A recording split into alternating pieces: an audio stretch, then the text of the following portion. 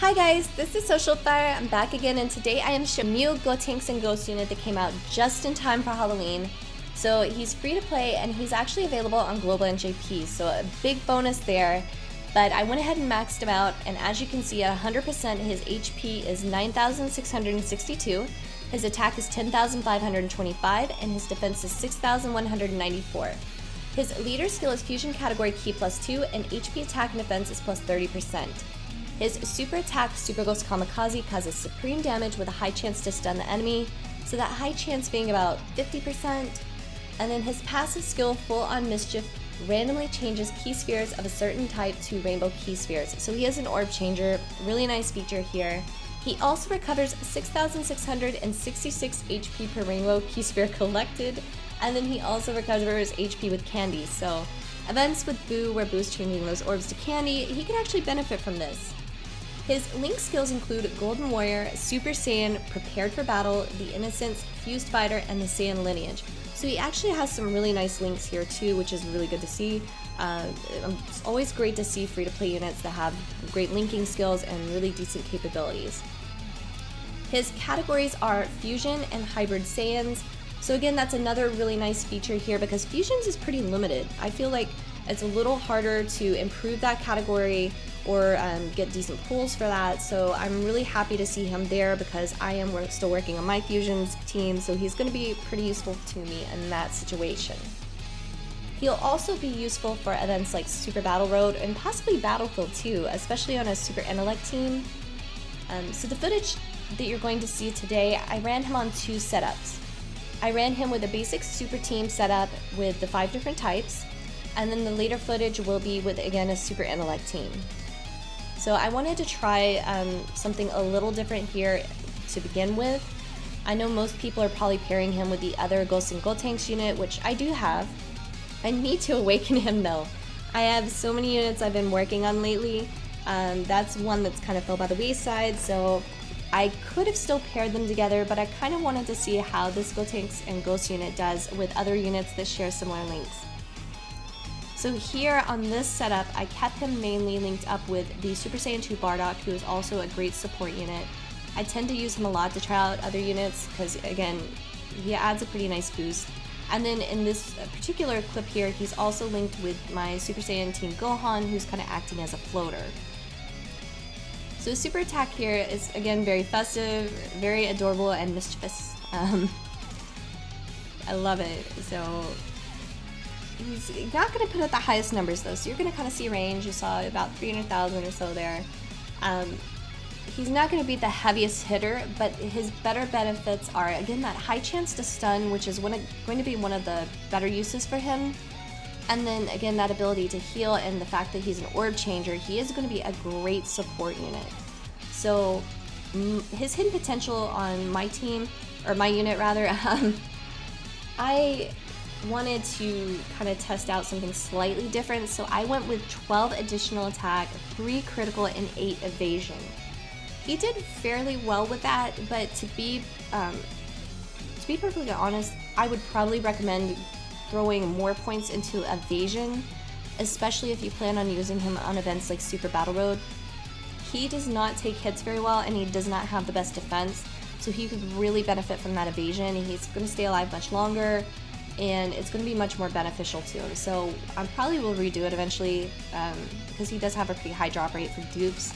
But, you know, he didn't do bad in this current setup. But I, again, will probably change it up and throw many more points into evasion. He doesn't really need that crit in my opinion. So, you know, really you can do what you want to with him. There's a lot of options here. So this little footage here, you can see him paired up with my boy Typhloshinobi Blue and Bardock. He did fairly well in this super setup, but I feel like the Super Intellect team was a better fit for him on the later footage. And then Fusion's team is probably going to be one of the best fits for him too, especially using him as a floater. He's probably going to be the most beneficial on that setup. So I look forward to using him on my Fusion's team. I am still improving that team and working on awakening a few more characters.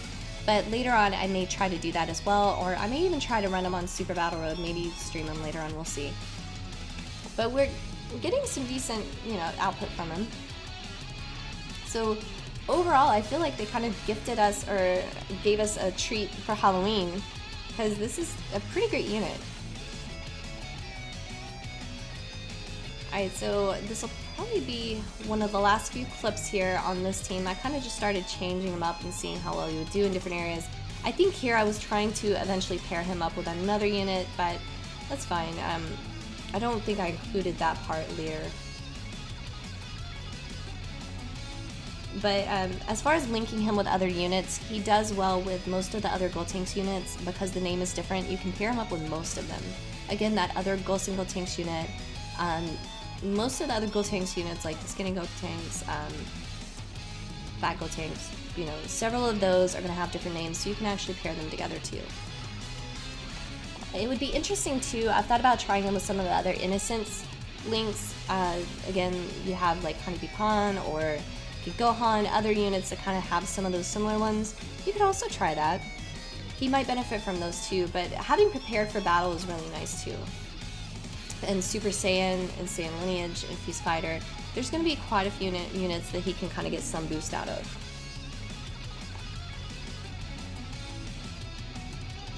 Alright, so super attack here, let's see. Alright, so 307,000. I feel like 300,000 was kind of that comfortable spot that he stayed in during most of the time that I tested him out. It really did range from 150,000 to like 600,000, so you could probably get better numbers out of him again with probably a better team setup or a fusion team. But as we've already discussed, my fusion team still needs some work, so we're not going to see that today.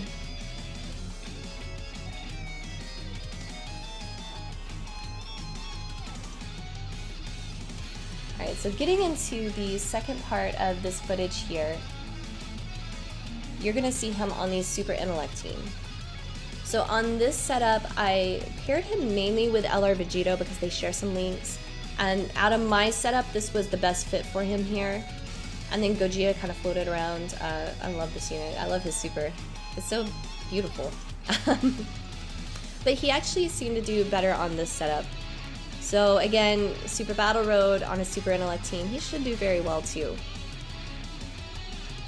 Alright, so getting into the last part here, let's see. We'll have that Ultra Super from LR Vegito here, and I believe I put him on the Strength character, so Gotenks attack coming up will be on the Intellect unit, and he should get a boost. Yeah. Or, I said Intellect, I meant Tech. I put him on the Tech unit, so 545,000, he had a bit of a type advantage there, which did help. So again, his range is going to be pretty decent. I didn't capture too many stuns, but 50% chance he should get a fair bit when you're using him.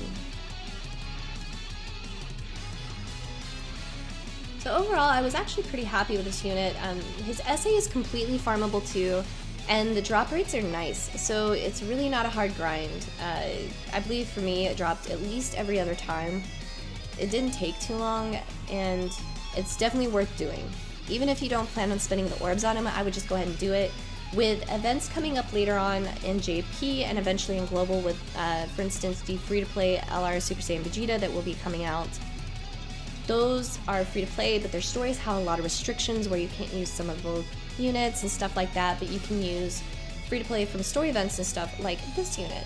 So it's, again, a great idea to farm up these free-to-play units when you can, because you never know when you're going to have to use them.